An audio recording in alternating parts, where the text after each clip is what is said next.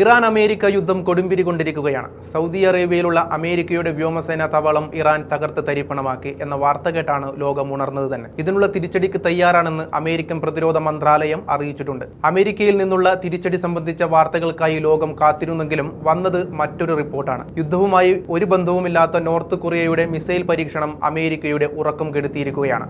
ഉത്തര Korean ഭരണാധികാരി Kim Jong Un പുതിയ missile engine പരീക്ഷിച്ചതായും വാർത്തകൾ ലോകത്തെ അസ്വസ്ഥമാക്കുന്നുണ്ട്. പ്രത്യേകിച്ച് അമേരിക്ക എന്ന ലോകത്തിലെ ഏറ്റവും സ്വാധീനമുള്ള രാജ്യത്തെയാണ് ഞെട്ടിക്കുന്നത്.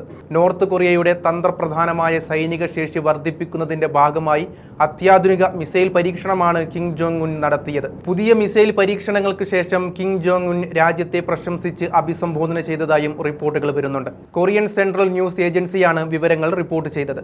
അമേരിക്കയെ ലക്ഷ്യം വയ്ക്കാൻ ശേഷിയുള്ള മിസൈൽ എഞ്ചിനാണ് ഉത്തര കൊറിയ പരീക്ഷിച്ചിരിക്കുന്നത്. നോർത്ത് കൊറിയയ്ക്ക് അവരുടെ മിസൈൽ ലോഞ്ചിൽ നിന്ന് ഈ മിസൈൽ അയച്ചാൽ അത് ആകാശം താണ്ടി അമേരിക്കയിൽ വന്നു പതിക്കും. ഏകദേശം 10,000 കിലോമീറ്ററുകളാണ് മിസൈലിന്റെ സഞ്ചാരപഥം. അമേരിക്കയുടെ ഭൂപ്രദേശം വരെ എത്താൻ കഴിയുന്ന മിസൈലുകളുടെ ആയുധ ശേഖരം വികസിപ്പിക്കാനും നവീകരിക്കാനുമാണ് കിം ജോങ് ഉൻ നീക്കം നടത്തിയിരിക്കുന്നത്. ഇതിനു മുന്നോടിയായാണ് ഇപ്പോൾ മിസൈൽ പരീക്ഷണം നടത്തിയതെന്ന വാർത്തകളും പുറത്തുവരുന്നുണ്ട്. പശ്ചിമേഷ്യൻ സംഘർഷത്തിൽ അമേരിക്കയെ അപലപിച്ച് കിം ജോങ് ഉൻ ഉത്തര കൊറിയൻ പാർലമെന്റിൽ പ്രസ്താവന നടത്തിയിരുന്നു. US ഭീകരവാദവും ആക്രമണവും അഴിച്ചുവിടുന്നതാണെന്ന് കിം അന്ന് ആരോപിച്ചു. അതോടൊപ്പം ശത്രു രാജ്യങ്ങൾക്ക് തിരിച്ചടിക്കാൻ കഴിയാത്ത വിധം രാജ്യത്തെ പ്രതിരോധ സംവിധാനങ്ങൾ ശക്തിപ്പെടുത്തണമെന്നും ആണവായുധങ്ങൾ ശക്തിപ്പെടുത്തണമെന്നും കിം അന്ന് ചൂണ്ടിക്കാട്ടിയിരുന്നു. ഇതിന് തൊട്ടു പിന്നാലെയാണ് ഉത്തര കൊറിയയുടെ പുതിയ മിസൈൽ പരീക്ഷണം റിപ്പോർട്ട് ചെയ്തത്. US പ്രതിരോധത്തെ പരാജയപ്പെടുത്തി ലക്ഷ്യം കാണാൻ സാധിക്കുന്ന മിസൈലുകളുടെ വമ്പൻ ശേഖരം ഉത്തര കൊറിയയുടെ പക്കലുണ്ട്. അതിലൊന്നാണ് ഇപ്പോൾ പരീക്ഷിച്ചിരിക്കുന്നത്.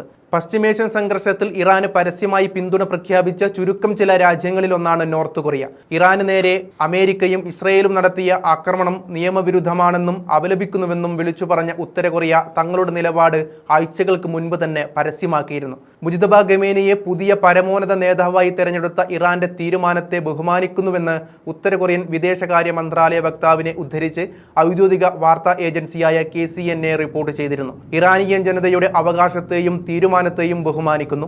ഇറാനെതിരെ നിയമവിരുദ്ധ സൈനിക ആക്രമണം നടത്തുന്നതിലൂടെ സമാധാനത്തിന്റെയും സുരക്ഷയുടെയും അടിത്തറ ഇളക്കുകയും അന്താരാഷ്ട്ര തലത്തിൽ അസ്ഥിരത വർദ്ധിപ്പിക്കുകയുമാണ് അമേരിക്കയും ഇസ്രയേലും ചെയ്യുന്നതെന്നും അവർ കുറ്റപ്പെടുത്തുന്നുണ്ട്. ഇത്തരം പ്രവൃത്തികളെ അപലപിക്കുന്നുവെന്നും പുതിയ പരമോന്നത നേതാവ് മുജ്തബയ്ക്ക് എല്ലാവിധ പിന്തുണയും നൽകുന്നുവെന്നും ഉത്തര കൊറിയൻ വിദേശകാര്യ മന്ത്രാലയ വക്താവ് വ്യക്തമാക്കുന്നുണ്ട്. ഒരു രാജ്യത്തിന്റെ രാഷ്ട്രീയ വ്യവസ്ഥയെയും പ്രാദേശിക അഖണ്ഡതയെയും തകർക്കുന്ന ഇത്തരം ആക്രമണങ്ങളെ അപലപിക്കുകയാണ്. ഇത് അംഗീകരിക്കാനാവില്ല.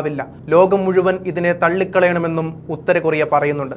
രാജ്യത്തെ ഏറ്റവും പുതിയതും വലുതുമായ നേവൽ ഡിസ്ട്രോയറായ ചോയ് ഹോനിൽ നിന്ന് തന്ത്രപ്രധാനമായ ക്രൂയിസ് മിസൈലുകൾ പരീക്ഷിക്കുന്നത് ഉത്തര കൊറിയൻ നേതാവ് കിം ജോങ് ഉൻ നേരിട്ട് നിരീക്ഷിച്ചതായി KCNA റിപ്പോർട്ട് ചെയ്യുന്നുണ്ട്. ചോയ് ഹോനിൽ നിന്നുള്ള രണ്ടാമത്തെ മിസൈൽ പരീക്ഷണമായിരുന്നു ഇത്. പശ്ചിമേഷ്യയിൽ യുദ്ധം കൊടുമ്പിരികൊള്ളുമ്പോൾ തന്നെ മിസൈൽ പരീക്ഷണം നടത്തുന്ന ഉത്തര കൊറിയ ഇവിടെ വെല്ലുവിളിക്കുന്നത് ഇസ്രയേലിനെയും അമേരിക്കയുമാണ്. ഉത്തര കൊറിയയും ഇറാനുമായി നേരത്തെ തന്നെ ആയുധ കൈമാറ്റ കരാറുകളുണ്ട്.